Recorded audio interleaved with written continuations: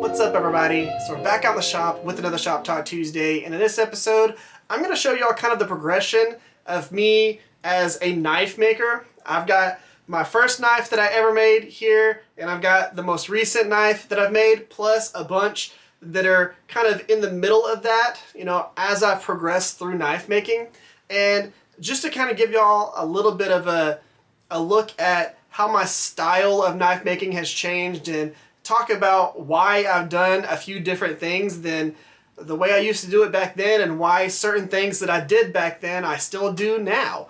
I'm going to give y'all an image of the first way that my shop was set up whenever I first made that file knife. The first one, you know, this one that's in this sheath right here, that first knife that I ever made. I'm going to show you how the shop was set up whenever I made that one, and you know, you'll be able to see how much has changed since then, which is an absolute ton.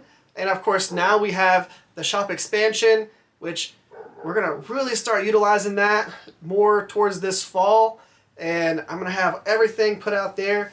Now, I will be working on the shop a little bit for the next Shop Talk Tuesday, so the one for next week.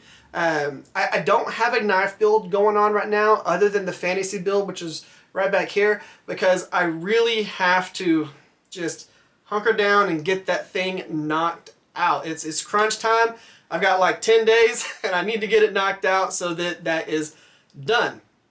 And I've got a lot of work to do. I spent just over the last week about 28 hours just doing filing on the little dragon scales that go down the spine. And the funny thing about that is it won't look like it. It'll look like something that's very simple, but really it took a lot of work just to get them shaped how I wanted them to get them to have that depth that they needed to have. Was a lot of just sitting there with files and little bitty files and just filing them and making them look how I want them to look, because you can't do any of that work really on my 2x72 or any of my other power tools. Maybe the, you know, my little rotary tool right there, I could do a little bit of it, but really not much. It was pretty much, it needed to be files and sandpaper and all that. But I'm at a point right now to where I'm doing hand sanding on those, plus the bevels, and cleaning everything up so that I can heat treat it, and then I can start working on the handle and some other fine-tuned stuff on it. But for this episode right here, I wanted to kind of show you again where I started and my aesthetics of the knives back then versus where I'm at right now. And like I said, what things I've tried out and didn't really work, and what things have worked and I've kept doing as I've progressed through knife making. Now, whenever it comes down to it, okay, whenever I made my first knife, I went very bare bones. You know, I'm going to show y'all the way my shop was set up, so popping that up on the screen right now. As you can see on this, all I had was a little bitty vise, my drill press, I had my little bitty 1x30 with my little dunk tank that I had there, my scroll saw because I didn't have a band saw, and then my disc sander and my oscillating spindle sander, that little drum sander.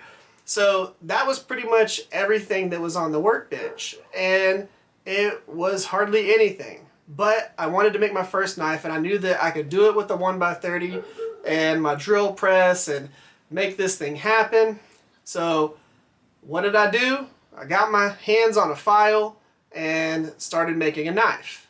Now, if you watch the first video of me making a knife, you'll probably, if you've made knives for a while, you'll laugh at some of the processes that I did. But, you know, I had to work through what I thought made sense. And I'm going to leave a link for that video in the description below. Now, the first knife I ever made was this knife right here. And all it is a Nicholson file. Okay, a little dusty there. Nicholson file. Still has the same exact edge on it since the day that I first sharpened it. This is one of those knives that I've used here and there, but it's not a knife that gets used regularly because it's kind of a, you know, a memento for my first knife that I ever made. Now, I lucked out and my first knife came out actually pretty awesome in the eyes of me. Cool little exposed lanyard hole right there. It still has the file lines and everything. But easily one of my favorite knives. It is still shaving sharp. You can still shave with this thing, which is crazy. And I love this knife because, again, it was my first knife that I ever made. And with just some good old file steel. Now, the funny part about this one was I didn't heat treat this. So this was just how it was heat treated from the manufacturer, from Nicholson. All I did was I tempered it. And then, of course, I had to use my torch to, you know, anneal the tang down a little bit so I could drill the holes. But yeah, that's the original heat treat from Nicholson with just the tempering to bring the hardness down a little bit and make it more usable. But this was basically made with a 1x30 and the drill press and my oven. So that was pretty cool. I was really happy with how this turned out. So whenever I made this knife, I didn't have any type of jigs or anything like that. So I used one of my my speed squares, just the little triangle speed square that you use for framing. I clamped that down to the work rest and I used it as a guide to help me be able to press against it and pull the blade across the belt. And it worked out really well because the bevels are actually really clean on this. So definitely that little hack there worked out, but it's just very simple. Really happy with this, and it's kind of like a sheep's foot design. So whenever I first started making knives, almost all of them were like some version of a sheep's foot.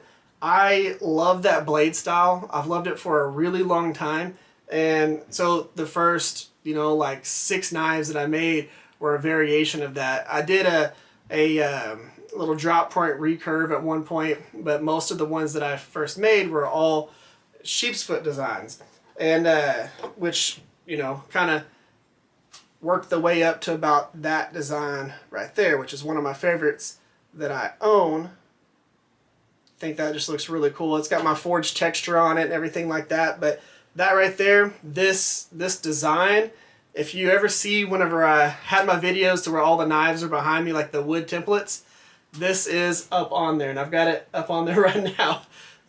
This is one of those knives, and I love this profile. That is just easily one of my favorite profiles right there.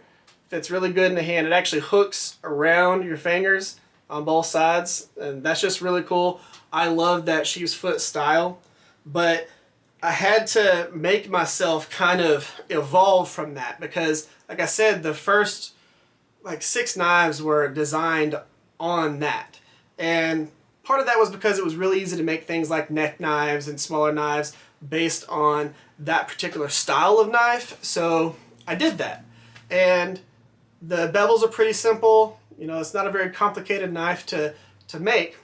But I decided, you know what, I've got to step out a little bit, and I've got to make myself a, you know, just a drop point knife. And the funny thing about that is that was the heirloom knife. So I needed to make just a nice, simple knife, which what I considered simple, that looked good. This was going to be for a guy who got his grandfather's file and was going to give the knife when it was done to his son, so it was going to pass down through basically 3 generations, and that was the heirloom knife. So I made that, came up with that profile, thought that it looked cool, and made that knife, and that's the one that the video that I have that's almost at 1 million views. The most viral video, and probably the reason why almost all of y'all are watching this right now, because of that particular knife build. So that was my attempt to branch out from just the little sheep's foot knives, was that drop point knife made out of a Nicholson file, really thick one, a 1/4 inch thick Nicholson file. And who would have known that y'all would have liked that so much?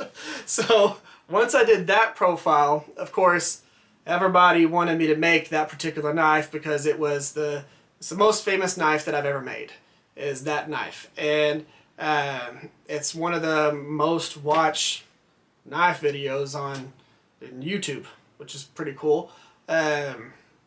Does it reach the people who like Blackbeard and, you know, people that have like like 10 million views on their videos and stuff like that? No, but in the sense that that knife was essentially a file knife, so one of the most simplest made knives out of all of those. Most of these videos that you watch that have a ton of views, that have a few million views, they are super complicated, take a ton of work and a ton of stuff, and I did it with like starter tools. So I felt like that was absolutely awesome, and when you think about that in the grand scheme of things, that's pretty crazy.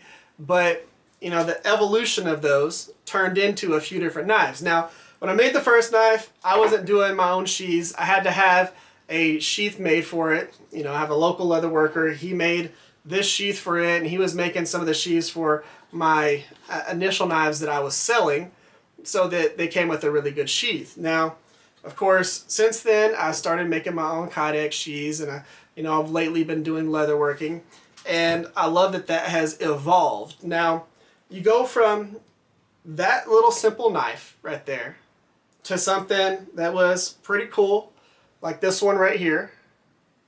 You know, still pretty simple profile. It does have some nice profiling around the finger choil and in here, but it's still a pretty, you know, squarish handle. Doesn't have any Coke bottle or anything like that. It was just profiled real simply. So we went from that to a few different knives. So we went from that to being able to make something like a bigger camp knife, which is like this one right here. This one was out of 5160. So the same 5160 that I used on this is actually going to be a couple of the knives that are on the little table that I have right here. So this knife right here was one of the first ones that I actually did that forged texture on, that ball peen texture. And this one had a little bit of forging to profile. So this was like one of the first times that I went through and actually started trying to forge the profile a little bit and do some of those things. That was this build. Now, I'm never going to sell this one. This one's one of my favorite knives. It was one of the first times that I did a larger drop point recurve, and I absolutely love this knife. I've got like 3 sheaths that I've made for this. I wear it all the time, and I just absolutely, again, love it. Big old knife, enjoy the heck out of it. It was one of the first times that I ever did a lanyard with beads and all that stuff, so this one was really cool. Absolutely, well, like I said, never get rid of that. A lot of the knives that I'm going to show you on the table, I'm probably not really going to get rid of. But we got that one, and then we kind of evolved from there. And I decided to try my hand at a few different styles of Damascus and Sanmais and Gomais and stuff like that. And I finally was able to make my first Damascus knife. Now, I haven't made many Damascus knives since this one right here, just because I haven't really felt like it. You know, I've made for a person who hand forges and is not someone who does this all the time. I've made a few different builds that were pretty crazy. This one right here is a low layer Damascus. I made this and I absolutely have loved this knife. I made it as just a little, it's almost like a paring knife or like a bird and trout. But of course, the whole point behind me making this knife was so that I could use a Damascus knife to cut steak.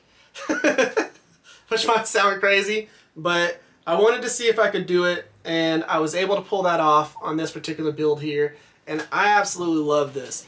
This was whenever I was doing my maker's mark by hand, where I was putting fingernail polish on there, drawing the maker's mark, and then etching it. So that's what that one's made out of.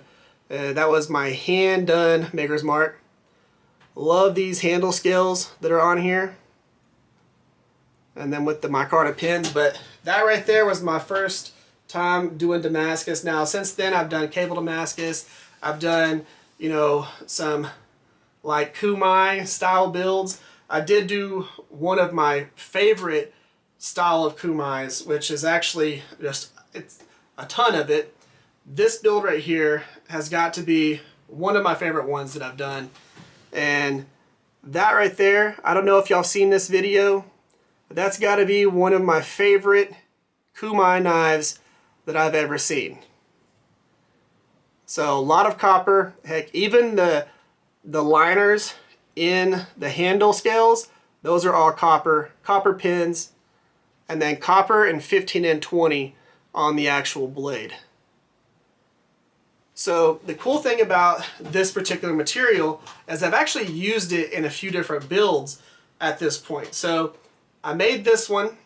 That was trying to see if I could do a few different things that I hadn't seen people do. And one like this right here. So I held those layers together with baling wire, and I was just trying to see if I could do that. So it's not, doesn't have steel around it. It's not all welded up. That was literally done with baling wire. So what I did was I did two things of, if you want to call it mokumegane, I did two of those and raindropped it. So drilled a bunch of holes in it and then forged them flat again. And then took a piece of 15 and 20 and sandwiched it in between those two layers. So that's what came up, or how I came up with that whole design and the way that that looks. And that was pretty cool because, you know, I didn't know if it was going to work or if it wasn't going to work. I really didn't care. I wanted to try it. And the fact that, again, I did it with very minimal tools, no welding, baling wire, it's just mind-boggling that it worked out and everything is as cool as that is. I mean, you make that right there in a little bitty old shop in your backyard and have that amount of success. I just blew my mind, and whenever I made that knife, I thought, doesn't matter what I try and make now. I'm confident. I'm going to try and do whatever the heck I want to do at this point. That was such a huge confidence booster that at this point, whatever type of knife that I feel like I'm going to make, I feel like I can make it. And that's pretty cool because, you know, once you get to that point to where your confidence can push you past what you think are your limits, and you don't have yourself to talk you out of doing it, you can make whatever the hell you want to make. And it was really awesome. I loved that. So I did that, and then at that point I was like, okay, I'm going to see what I can do with these different materials. And, you know, that comes to a knife like this right here. This was my first, you know, time using that material, which this bolster material right there, that is a cutoff from this knife right here. So it's got all of the layers in there, which is absolutely cool.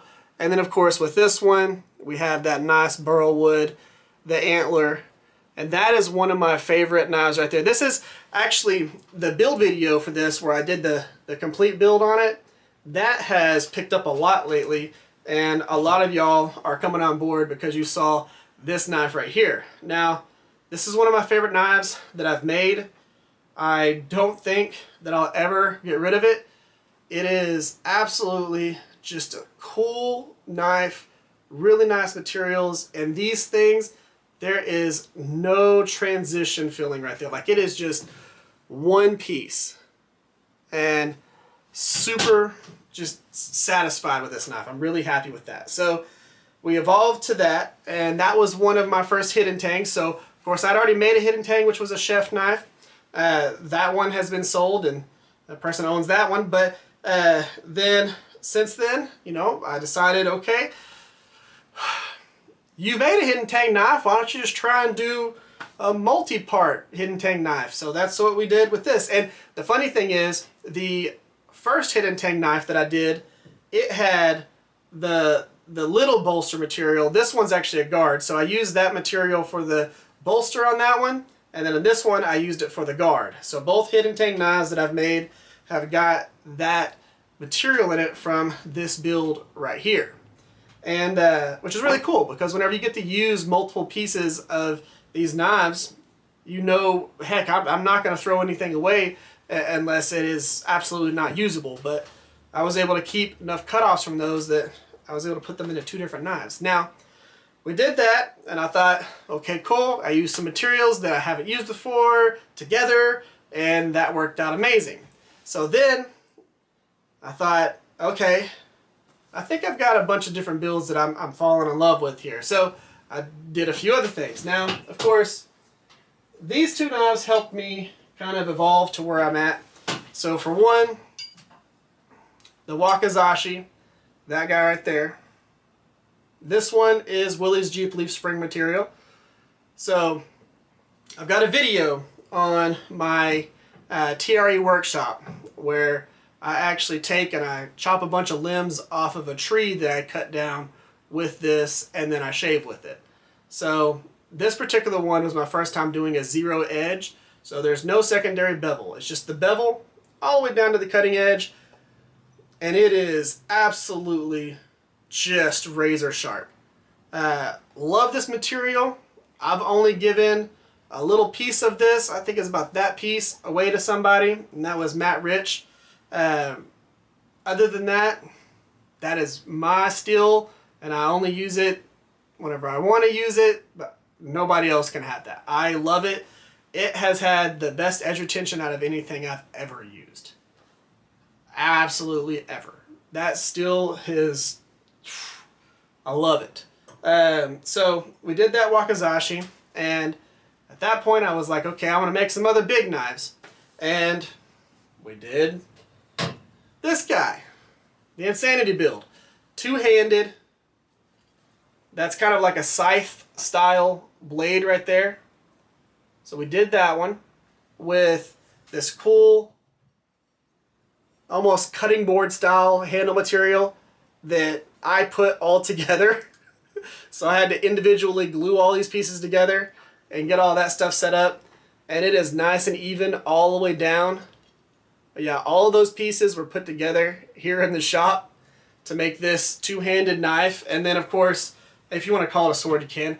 And then, of course, I have the smaller version of this, too, that's just a one-handed. But that right there, absolutely awesome. I stabbed myself with the tip of this, got a scar on my arm. But that, no matter how you hold it, back here, up here, two-handed, however you want to do it, that is absolutely awesome, epic, and definitely one of the most sinister things that I've made. Love this. So that was also made out of 5160. You'll see a running theme. I've made a lot of 5160 knives. I've got plenty that are made out of like 1084. This knife right here is 1084, and I've got plenty that are made out of 80 CRV2. Almost all of those knives have been sold. A lot of the what you would call known steel knives I have sold, and some of the ones that are made out of the 5160, those are just near and dear to me, so I tend to keep those. I have sold a bunch of them. I've got one, the big buoy, that I did with the Paduke and antler handle, this guy. That one actually just arrived in Belgium. I've got a guy over there that purchased that, and that was a pretty cool build. I do have a bunch of known steel right over here that y'all are going to see a lot of forging with whenever we get done with the fantasy build. I'm going to have a lot for y'all to see. It's going to be awesome. So we went to those big builds, and then we went to this guy for one of the other YouTube competitions that we did, the YouTube build-offs. This is the double-bladed dagger. Everybody else made a dagger.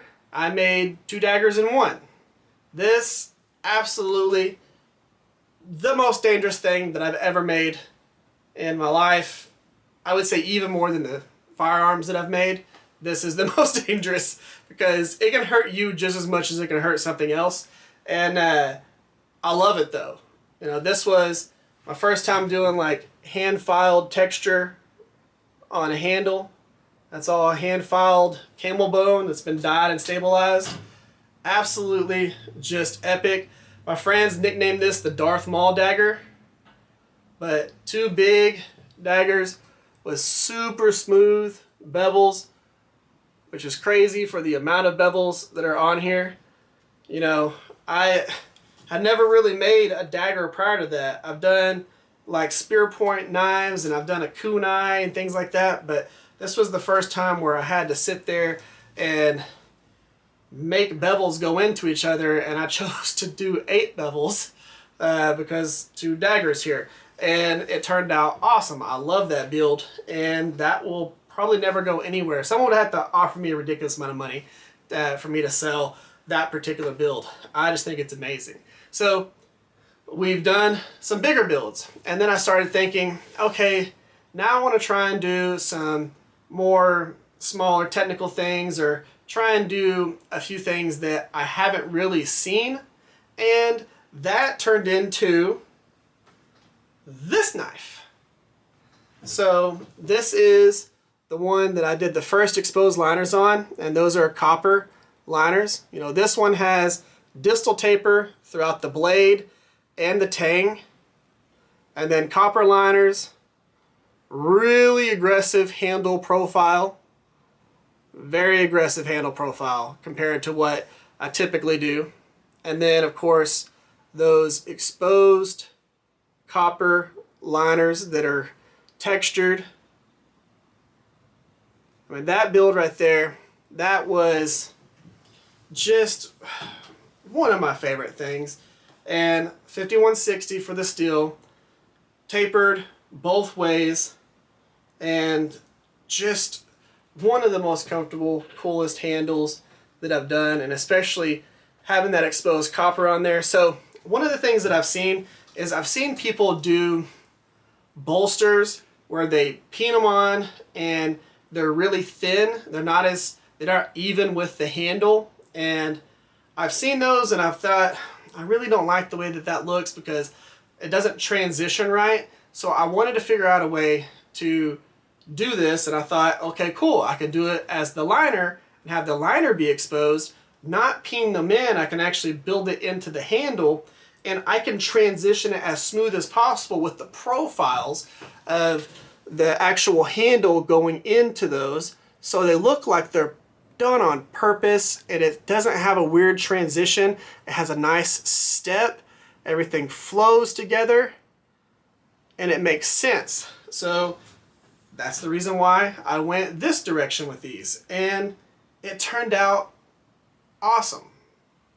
So then I was thinking, okay, got that done, and at this point I had done a couple of sheaths, and then I thought, okay, this is a complicated knife. I've done 2 taco style sheaths. Why not try and make a sheath for this ridiculously complicated knife? So I did, and I made this, which is the same profile as the knife. So whenever you haven't really made sheaths and you can't fully think through how they're constructed, you're really free to make whatever decision you want. So I accidentally made a complicated sheath, and we have this. Doesn't seem very complicated, but the things that I did on it were not easy for a person who's on his 3rd sheath. So we did it the profile of the actual knife. It has the same swoop as the spine right there, so that it follows it, so you can actually see the whole entire spine when you're looking down it. It also has a little latch on it, which I've never done before, and I decided, okay, well, you're going to learn today. It's got the little catch that is built into the welt there, and again, you haven't done that, but you're going to learn today. And then the belt loop is on the inside of the sheath, so it's all smooth, all the way up the back, all the way around, and it goes inside there. and all of this material has been tapered in. And why I thought that that's the way it should go is beyond me, because I probably should have made a way simpler sheath. But again, I didn't have anything in my mind telling me I couldn't do it. You know, I made this. So if I can do that in my little bitty shop, why can't I make a sheath however I think it might work? So I did that, and it worked. Which is a very big confidence booster. So we did that, and at this point now, whatever. I'll make whatever style sheath that I think that I could possibly do. I don't care. If it looks ridiculous, I don't care. I'm going to try and make it. And I think I can accomplish that because of things like this. Whenever you have good successes, now, speaking of successes, one of the reasons why I don't see me make much sandmai is because I tried that for like 5 different builds, and I have not been very successful at that. I have like 4 sandmai knives, but in the grand scheme of things, I've tried to make like 20. So I've had like 4 successes. We will have more of that moving forward, but I decided to go ahead, and once I had those 4 that worked, I'm done. Let's try other styles of knife making. So not everything has always been a success within my knife builds. I've had a lot of stuff that did not work, and y'all have got to see that as I've progressed through knife making, but sandmai's not my thing. But I will be there. Now, we did that leather sheath, and I was like, heck yeah. So the leather sheath that's going to be on the Insanity build is going to be, not the Insanity build, but the Fantasy build is going to be pretty crazy. And I'm excited about this. You know, I did these things, and then because the one with the copper liners was so successful, I thought, okay, cool. We're going to make this one. It's going to have carbon fiber liners that are exposed, just like that. This is the only one that I've ever seen that has the liners like this with the carbon fiber. I've looked, and I have not seen another person actually do the step down like this, the transition going from the handle material to the carbon fiber to the actual ricasso area. This is the only one that I've ever seen actually do that. No matter how many knife shows I went to and how much I looked on Google, this is the only one. Will it be the only one moving forward? Probably not, because I know there's going to be other people that are going to do stuff like this. I know that they're going to try and do stuff like this, and I hope that they do. Having the exposed liners is something that I think is awesome, and again, I haven't seen anybody do it like that. So that's pretty awesome to feel like, you know, you've actually started something. So things like this is, you know, you just evolve and you start making knives. You don't know what the end goal is going to be or anything like that. You don't know what you're going to end up with tools wise or shop wise, or you might have a shop, you start making knives, then you move and you lose that shop, so then you stop making knives, and then you get a little bit of space again, you put some stuff together, you start making knives again, then you stop and you start.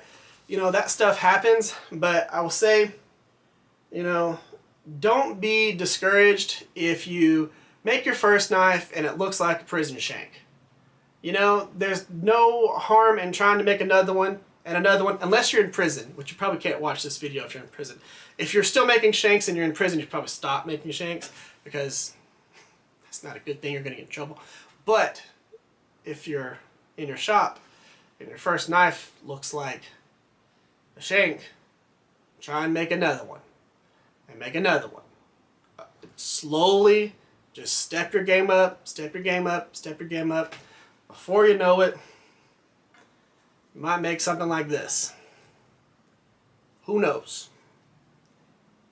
I think it's awesome that people try to do things like this. It's what I did, and again, I didn't think that I was going to be a knife maker. YouTube directed me in that direction because that was the content that y'all wanted to watch. And now I love it. And I'm so happy that I made that first one. And I made a couple more. And I made that heirloom knife. And everybody just grabbed a hold of that one and loved it and helped me decide what I'm going to do when I retire. So this is pretty cool. Hopefully you kind of liked going through memory lane with this. I know this was a long video, but at least y'all got to see kind of the progress of me as a knife maker. And you know, this of course is hardly anything. Whenever I get this shop redone, because you know, or if you don't know, everything that's in the shop right now is going into the expanded part. So all of this will be in the other shop. This shop's getting gutted. It's getting redone. It's going to have actual heating and AC. And I'm going to be doing, you know, lighting in here. It's going to be for intros, outros, podcasts, for all that stuff. I'm going to have some of my editing material in here. All the leatherworking stuff's going to be in here. And this is just going to be a clean space for me to do stuff like that. So the cool thing is I'm going to have a big display on one of these walls that has all the knives that I've kept, that I've made on it. And y'all will get to see a lot of those, especially in the new outro and intro whenever I, you know, get all this stuff done. So guys, that's pretty much the end of this video.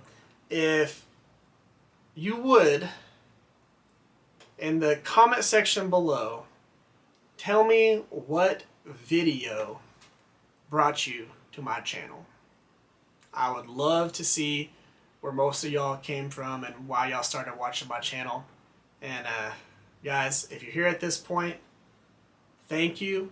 And I just wanted to let you know that at 35,000 subscribers, I'm going to be doing a giveaway knife. So if you're still here at this point, you're going to be the ones that know about it. But yeah, at 35,000 subscribers, I'm going to do another giveaway knife. It'll be a knife and a sheath. And it's going to be one of the ones that I make in that Forge series that we start. And it's going to be pretty cool, because it'll be a really nice looking knife. I've already got the idea for it in my mind and all that, but we'll talk more about that when we get to that point. But there you go, guys. That's it. If y'all would, give the video a thumbs up. Subscribe to the channel if you're still here and you're not subscribed to the channel. Guys, thank y'all for coming by. Y'all have an amazing day. Y'all stay safe out there. I will catch y'all next time.